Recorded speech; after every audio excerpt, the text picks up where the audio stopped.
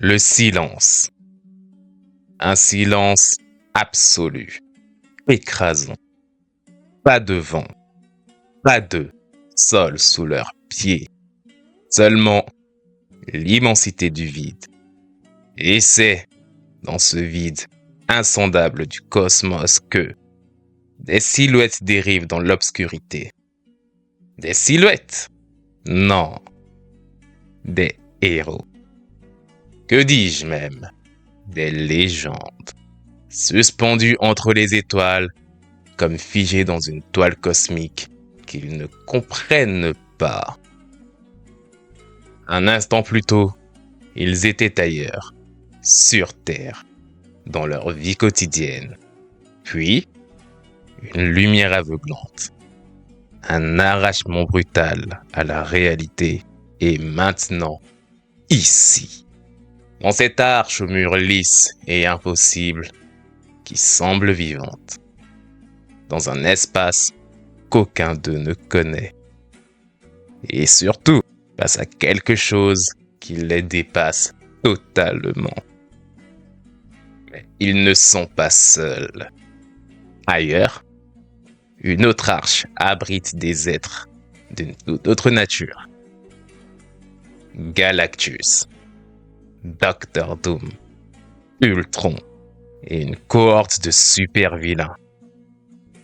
Eux aussi ont été enlevés, sans le moindre avertissement, projetés au cœur de cette énigme cosmique. Alors qu'ils tentent de comprendre ce qui leur arrive, l'impensable se produit. En un instant, l'univers aux alentours disparaît, comme si une main divine passait un coup de balai à travers la galaxie. Les étoiles s'éteignent, les planètes s'effacent, la réalité elle-même est balayée. Il ne reste plus que les deux arches et une planète artificielle née du néant. Et là, sans même prévenir, Ultron se déchaîne. Débordant de fureur, il attaque tout ce qui bouge, déterminé à affirmer sa suprématie. Dr. Doom, calculateur comme toujours, comprend rapidement que seul un pouvoir supérieur peut stopper cette menace. C'est alors que Galactus et Molecule Man, les deux seuls êtres capables de stopper cette menace, prennent les devants. Et c'est Galactus qui fait le premier pas. Sans un mot, sans même un geste superflu, il absorbe toute l'énergie d'Ultron. L'androïde, alors à ce moment-là, pourtant l'un des êtres les plus puissants et redoutables de l'univers, est anéanti en un battement de cils. Un silence stupéfait s'abat sur l'assemblée. Si Ultron était déjà terrifiant, qu'en était-il de Galactus? C'est après cette démonstration de force insolite qu'une voix retentit venue de l'infini. Je viens de l'au-delà. Tuez vos ennemis, et tout ce que vous désirez sera à vous. Rien de ce que vous imaginez ne m'est impossible. Le Beyonder vient de se révéler. Une entité cosmique si puissante qu'elle fait vaciller les fondations mêmes de l'univers. Galactus, voyant ceci, ne perd pas un instant. Dans un élan majestueux, il s'avance et exige l'accomplissement de son plus grand désir. Être enfin et définitivement libéré de sa faim insatiable pour ne plus jamais avoir à consommer des mondes. Mais alors qu'il s'approche, il est violemment repoussé, comme un simple insecte, balayé par une tempête divine. Il est projeté en arrière. Et Dr. Doom, qui tentait de suivre son sillage, subit également le même sort. Le message était clair. Même Galactus, le dévoreur de mondes, ne fait absolument pas le poids face au Beyonder. Dans un éclair de lumière aveuglante, tous les personnages sont transportés sur une planète. La planète inconnue qui émergeait de la fin des temps. Un monde artificiel, fragmenté, composé d'éléments arrachés à divers autres systèmes solaires. Cette planète, unique planète, résistante planète et reconstituée planète, n'a qu'un seul et unique nom. Battleworld. Elle n'a pas été façonnée naturellement. Elle est l'œuvre du Beyonder lui-même. Un assemblage de morceaux de mondes différents, fusionnés en un seul et instable territoire. Des citadelles médiévales côtoient des paysages extraterrestres. Des ruines technologiques joutant les déserts arides. Une arène improvisée où l'être suprême veut voir ses champions s'affronter. Mais au lieu de se regrouper, les héros commencèrent immédiatement à se disputer. La première source principale de tension était Magneto. Que faisait-il parmi eux? Pour Captain America, Hulk et Spider-Man, il ne faisait aucun doute. Il restait un criminel, un ennemi de l'humanité. Pourtant, le Beyonder l'a placé là, parmi les héros, les champions du bien. Lui, qui a si souvent combattu les X-Men. Lui, qui a mené une croisade contre l'humanité entière au nom de la suprématie mutante. L'accusation est immédiate.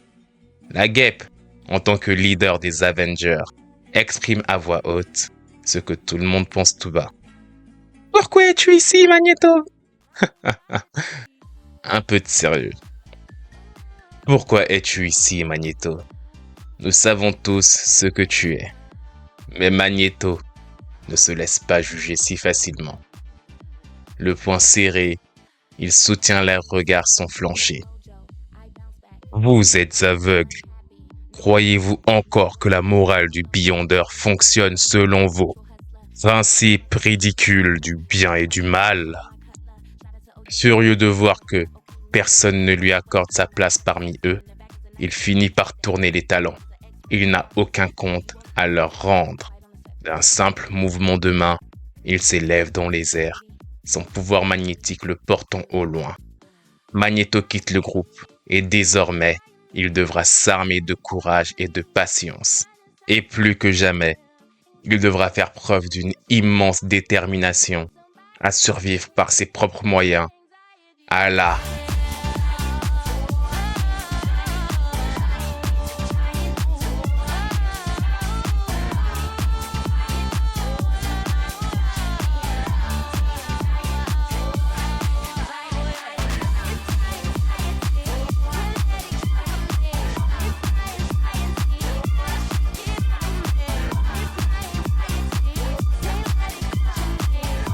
Ok, instant promo. Vous êtes de plus en plus nombreux à regarder mes vidéos et à vous abonner à ma chaîne et je vous en remercie. Mais je pense qu'il est possible, ensemble, d'améliorer tout ceci de la plus simple des manières, avec un simple soutien. Un clic, ton clic peut tout changer. Oui les gars, je fais du troc avec vous. En soi, pour toi c'est gratuit, ça ne te coûte absolument rien. Et pour moi, ça m'aiderait fortement. Parce qu'il faut savoir que ces vidéos prennent vraiment du temps à faire et j'avoue qu'un peu de motivation ne me dérangerait absolument pas. Et ça me permettra aussi, en toute transparence, de vous proposer d'autres concepts de vidéos sur mes autres chaînes. Chaînes que vous pourrez retrouver en allant sur mon profil YouTube. C'est littéralement les premières chaînes qui s'affichent sur mon profil, qui font tous partie de la Scream Crew Family. Petite entité fictive que j'ai créée pour répertorier les différentes thématiques des vidéos que j'aimerais bien aborder. Vous pourrez par exemple trouver sur Furascrim des sujets un peu plus adultes et un peu plus orientés, j'ai envie de dire, thématiques du monde, tels que l'asservissement du système éducatif via le modèle prussien, ou encore l'essor de l'IA ou même la baisse de la natalité. Sur Widescream, des sujets un peu plus orientés technologie et informatique, car étant moi-même informaticien de formation et de profession, ou encore Darius Scream, où j'aimerais bien pouvoir analyser des œuvres de fiction telles que les mangas ou autres, comme un peu une sorte de chef otaku ou autre. En tout cas, bref, la meilleure manière de soutenir ce que je fais, c'est de juste prendre ce micro-temps, de lâcher son petit clic. Suis-moi aussi sur Discord, réseau sur lequel nous pourrons parler de vive voix ou même par message des différentes vidéos ou d'autres sujets pour faire évoluer une chaîne qui ressemble fortement à sa communauté. Tu pourras aussi me retrouver sur TikTok et Instagram où je te partagerai du contenu complémentaire à ce qui se passera sur YouTube. Tu trouveras le lien de mes autres réseaux dans la description de cette vidéo ou en allant sur mon profil et en cliquant sur à propos de la chaîne. Oui les gars, je fais du troc avec vous.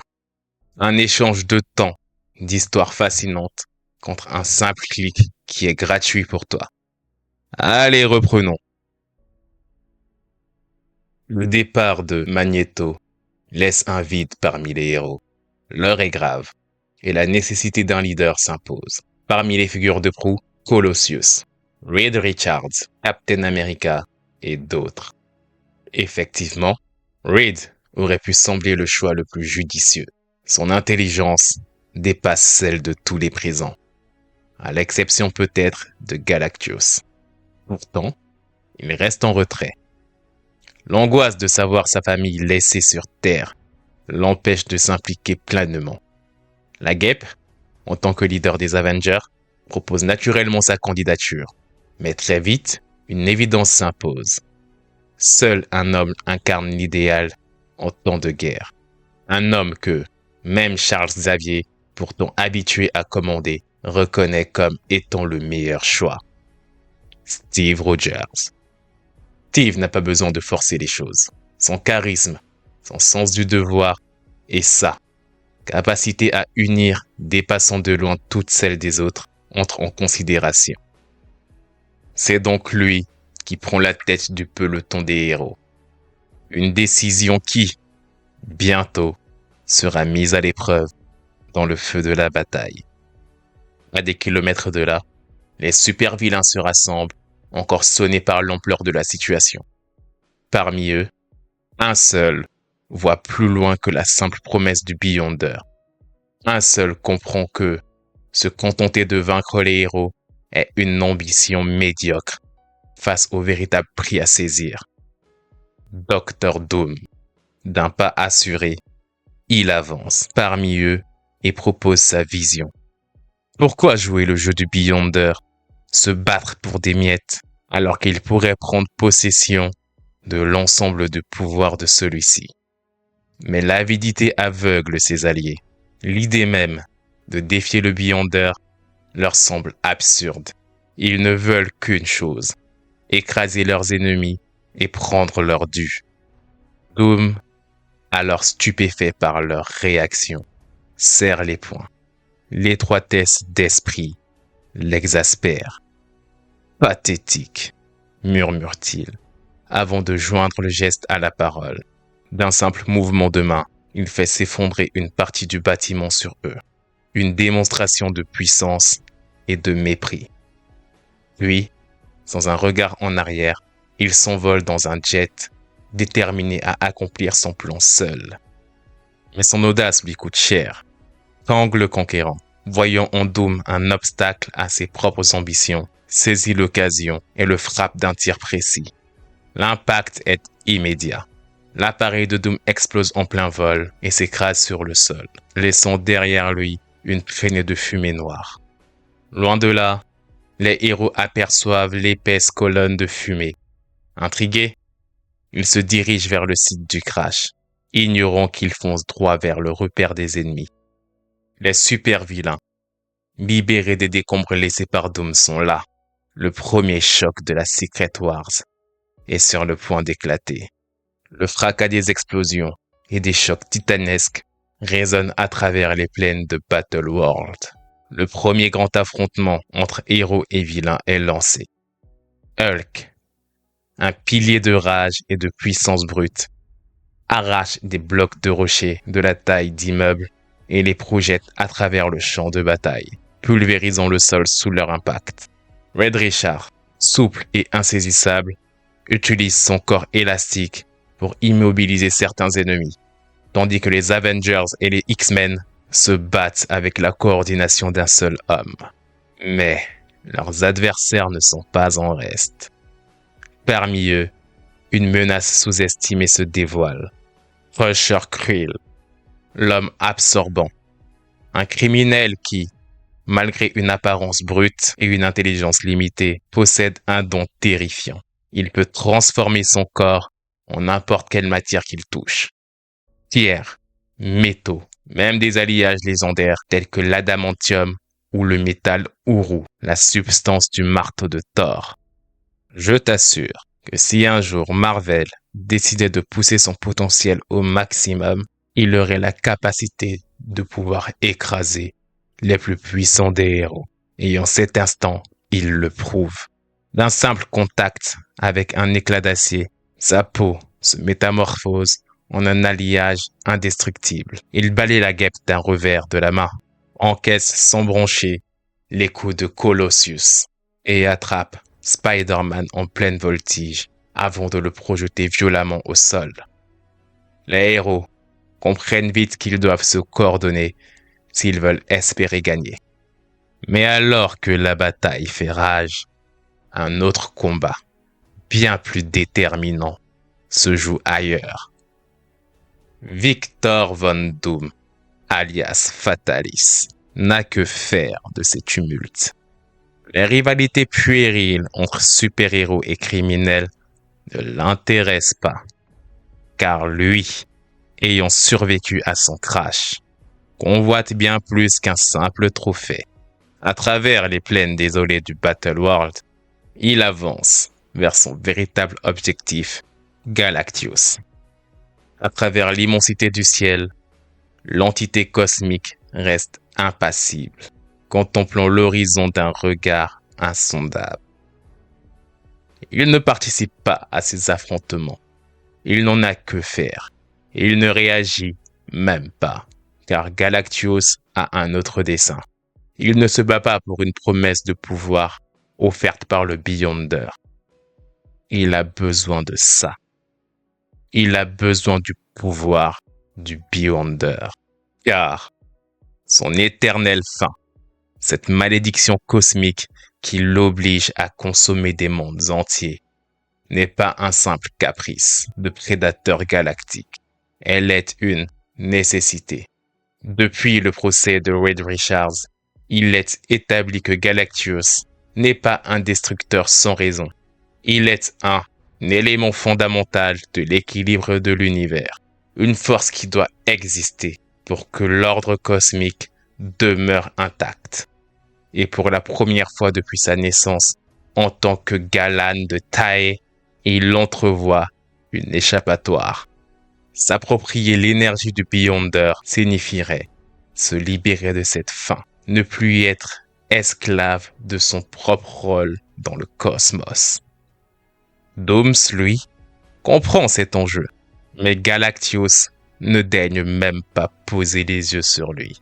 Car Dooms est peut-être un génie, il est peut-être un conquérant, mais aux yeux de Galactios, il n'est qu'un misérable petit insecte. Pas par mépris, non, tout simplement par insignifiance. Car Galactios n'a jamais porté d'intérêt au conflit humain, sauf lorsqu'il perturbe son propre dessein. Ce fut le cas lorsque Reed Richards l'a défié avec l'Ultimate Nullifier, une arme capable d'effacer un être cosmique comme lui. Ce jour-là, il a reconnu en Reed Richards un adversaire digne de son attention. Mais Dooms n'a pas le nullifier. Dooms n'a rien à lui opposer. Alors il l'ignore. Dooms serre alors les poings, bouillonnant d'une frustration qu'il n'ose exprimer. Il sait qu'en l'état actuel des choses, il ne peut rien contre lui. Il lui en faut plus. Beaucoup plus. Plus de pouvoir. Frustré par cet échec de tentative de communication avec cette entité cosmique, sans perdre un instant, Dooms rebrousse chemin, retournant à la citadelle des super-vilains. C'est alors qu'il tomba sur une vision, aussi terrifiante qu'inspirante. Là, gisant au sol, silencieux et inerte, Ultron. Son armure argentée était cabossée et son regard vide était éteint. Mais Dooms vit en lui bien plus qu'une carcasse abandonnée. Ultron était une machine parfaite, un être sans pitié, sans peur, totalement soumis à sa programmation. Et s'il pouvait être reprogrammé, s'il pouvait devenir son instrument, Doom s'approcha alors, son esprit brillant analysant chaque circuit endommagé, son armure se connectant à celle qui restait de celle d'Ultron, réécrivant son protocole en un clin d'œil. Le silence fut brisé par un bruit métallique. Les yeux d'Ultron s'illuminèrent à nouveau d'un éclat rouge et menaçant. Il se redressa lentement et le terrible automate, jadis le fléau des Avengers, venait de renaître. Mais désormais, il était l'esclave absolu du docteur Von Fatalis Doom.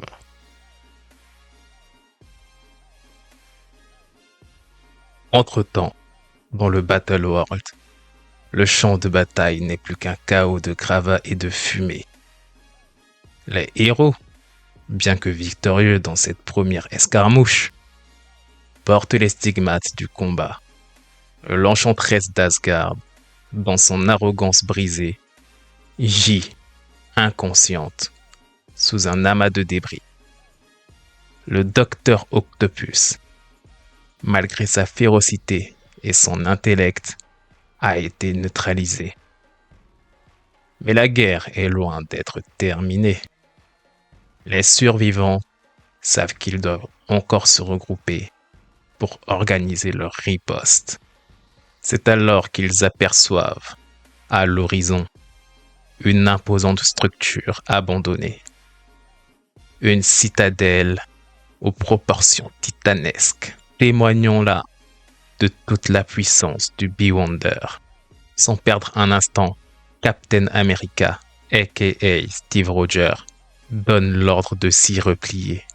Ce lieu devient leur sanctuaire, leur bastion, un point stratégique autant qu'un refuge, où ils pourront soigner leurs blessés et emprisonner leurs ennemis capturés.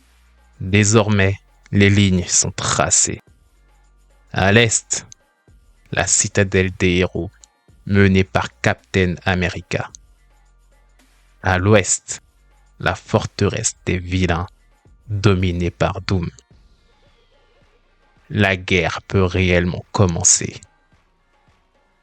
À la différence d'un manga ou d'un récit moderne qui enchaînerait les scènes d'action sans répit, ici, dans Secret Wars, nous adoptons une structure beaucoup plus posée et beaucoup plus réfléchie.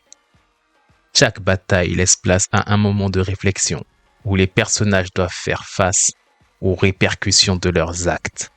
Dans la citadelle des héros, la tension est palpable. Les combats ont révélé une dure réalité. Bien qu'ils forment une alliance, les héros ne sont pas unis. Magneto en particulier représente une épine dans leur camp. Même s'il se bat de manière solitaire, sa présence divise toujours. Est-il un allié temporaire? Un futur ennemi? Peut-on réellement lui faire confiance? Ou n'attend-il que le moment opportun de la faiblesse de nos héros pour pouvoir frapper? Là des querelles, il a fait son choix. Il sera le seul maître de son destin.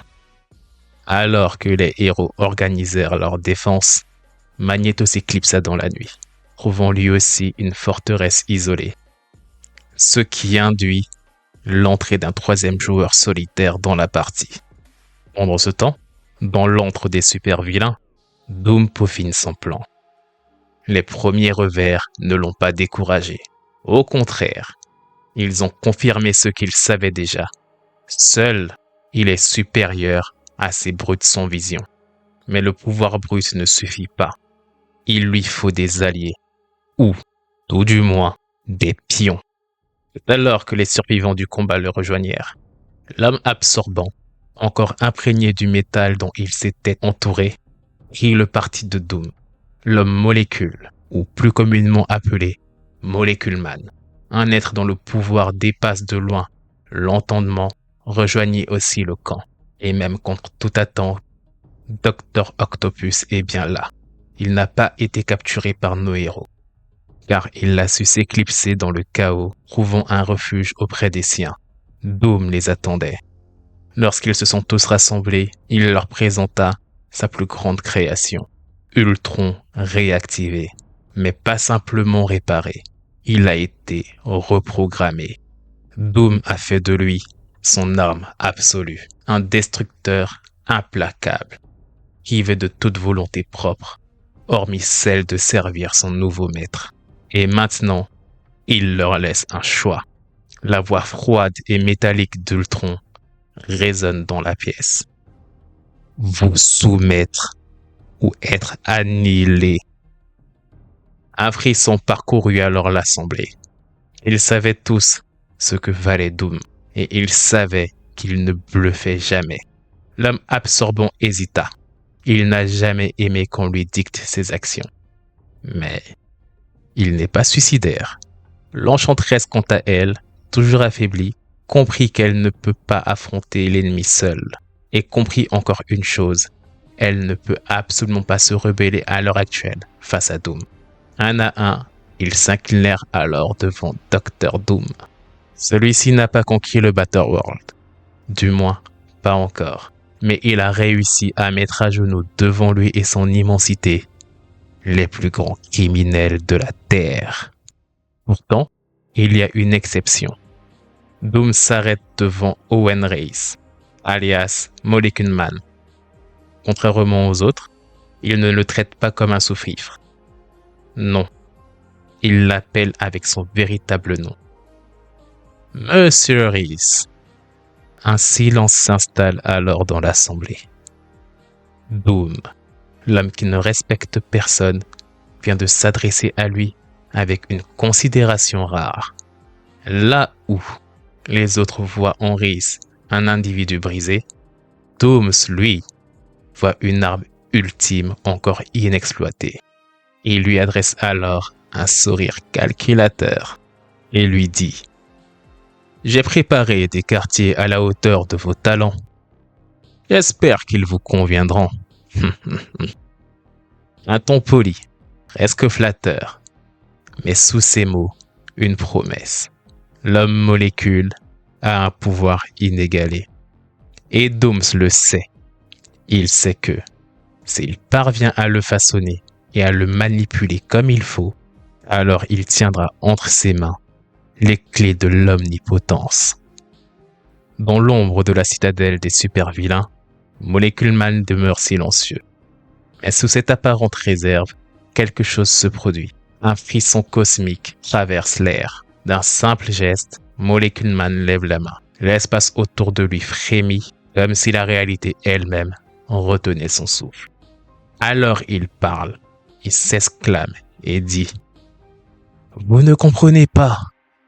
Ce que je suis capable de faire dépasse tout ce que vous imaginez. Je n'ai jamais faim, car je peux décomposer la matière environnante et en absorber les éléments nutritifs. Je ne ressens jamais le froid ni la chaleur, car je peux restructurer mes propres atomes pour résister à toutes les températures. Je ne me salis jamais, car la poussière, la sueur et même les moindres particules indésirables se désassemblent à ma volonté. Mon pouvoir, je l'ai longtemps cru limité aux simples molécules, mais en réalité, il n'a aucune frontière. Je pourrais réarranger si je le voulais le métal d'Ultron en une sculpture de verre. Je pourrais, si je le voulais, désintégrer la citadelle de Doom en un amas de sable. Si l'envie me prenait, effacer totalement le Battleworld et l'ensemble même de tout ce qui existe. Un instant de silence s'installa alors, et Doom observa. Derrière son masque, son esprit, tournant à une vitesse effrénée, reconnaissait la puissance brute qu'il venait de voir à l'œuvre, celle d'un être aux capacités infinies, un pion à façonner, une arme à polir. D'un ton mesuré et presque amical, il lui répéta alors: « Vous êtes un homme d'exception, monsieur Rhys, et vous n'en avez même pas conscience. » Pendant que Dooms et les siens scellèrent leur nouvelle alliance, dans l'ombre, un autre joueur s'activa. Magneto. Il n'a pas oublié l'humiliation subite auprès des héros, leur suspicion, leur mépris, leur incapacité à voir en lui un allié de poids, leur esprit étriqué, concentré avec une vision ridiculement bloquée par leurs dogmes simplistes. Mais il n'a pas besoin d'eux. Il ne s'incline devant personne. Et si le Battle World est un échiquier, alors il compte bien en redessiner les règles. Il s'infiltre alors, l'air vibrant autour de lui, chaque structure métallique, chaque vis, chaque boulon de la base des héros l'appelle. Et il n'a pas besoin d'armes. Il est une arme, silencieux. Il avance jusqu'au cœur de la forteresse, là où se trouve leur source d'énergie principale.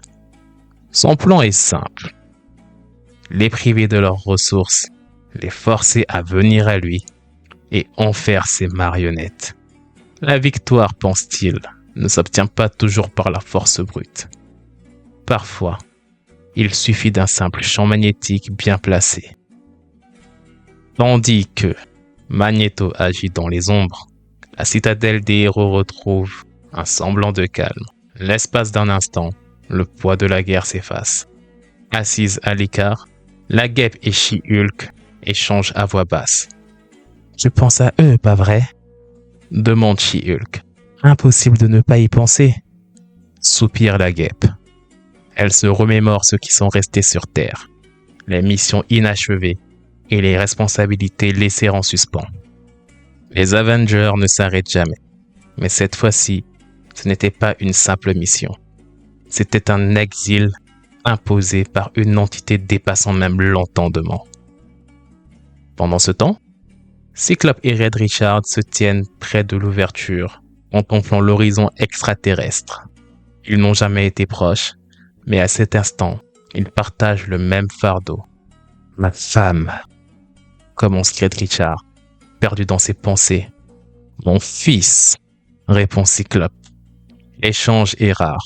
Ces deux hommes, pourtant parmi les plus stratèges du monde, n'ont jamais eu le temps de se comprendre. Red, un génie, toujours absorbé dans son travail, souvent coupé du monde émotionnel. Cyclope est un leader, formé à la rigueur, habitué à porter seul le poids des décisions. Mais, aujourd'hui, ils sont juste deux hommes, arrachés à tout ce qu'ils ont jamais aimé. Scott, alias Cyclope, pense à Madelyne Pryor, sa femme, sa seconde chance après des années de tourments passés aux côtés de Jean Grey. Il n'a même pas eu le temps de savourer pleinement ce nouveau chapitre de sa vie. Et maintenant, il est ici, prisonnier d'un dieu omnipotent, incapable de savoir si elle est en sécurité ou si elle va bien. Derrière eux, Ben Grimm, alias La Chose, écoute en silence. Lui non plus ne dit rien. Mais son regard, habituellement rempli de cynisme et d'ironie, est différent ce soir. Car plus que quiconque ici, Ben sait ce que ça signifie d'être un homme piégé dans un corps qu'il n'a jamais voulu. Alors que les protagonistes trouvent de brèves lueurs d'humanité dans cette guerre, une ombre rôde. Sans le savoir, ils sont déjà sous le coup des premières manipulations de Magneto. Et bientôt, ce fragile équilibre va voler en éclats.